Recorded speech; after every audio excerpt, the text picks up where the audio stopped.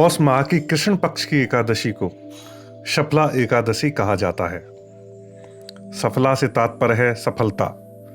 मान्यता है कि इस एकादशी का व्रत करने से मनुष्य के सारे कार्य सफल हो जाते हैं, इसलिए इसे शफला एकादशी कहा गया है। इस दिन भगवान अच्युत की पूजा की जाती है। भगवान अच्युत भगवान विष्णु के अवतार माने जाते हैं।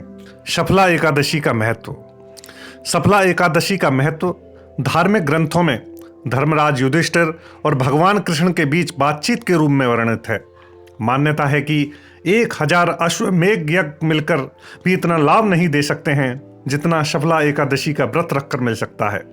शफला एकादशी का दिन एक ऐसे दिन के रूप में वर्णित है जिस दिन व्रत रखने से दुख समाप्त होते हैं और भाग्य खुल जाता है।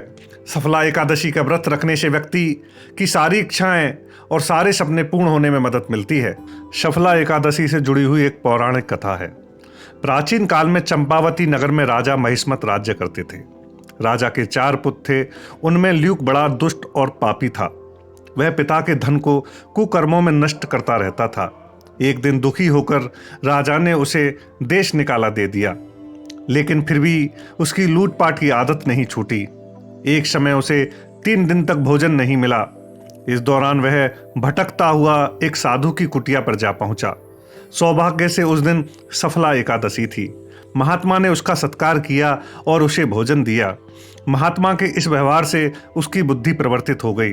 वह साधु के चरणों में गिर पड़ा। साधु ने उसे अपना शिष्य बना लिया और धीरे धीरे ल्यूक का चरित्र निर्मल हो गया। वह महात्मा की आज्ञा से एकादशी का व्रत रखने लगा। जब वह बिल्कुल बदल गया तो महात्मा ने उसके सामने अपना असली रूप प्रकट किया।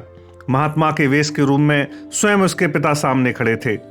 इसके बाद ल्यूक ने राजकाज संभालकर आदर्श प्रस्तुत किया और आजीवन सफला एकादशी का व्रत रखने लगा। एकादशी व्रत और इससे जुड़ी हुई पूजा विधि। सफला एकादशी का व्रत रखने वाले श्रद्धालुओं को इस दिन भगवान अच्युत की पूजा अर्चना करनी चाहिए। इस व्रत की विधि इस प्रकार है। प्रातःकाल स्नान के बाद व्रत का संकल्प लेकर भगवान को धूप, दीप, फल और पंचामृत आदि अर्पित करना चाहिए। नारियल, सुपारी, आंवला, अनार और लौंग आदि से भगवान अच्युत का पूजन करना चाहिए। इस दिन रात्रि में जागरण कर श्री हरि के नाम के भजन करने का बड़ा महत्व है। व्रत के अगले दिन द्वादशी पर किसी जरूरतमंद व्यक्ति या ब्राह्मण को भोजन कराकर दान दक्षिणा देकर व्रत का पारण करना चाहिए।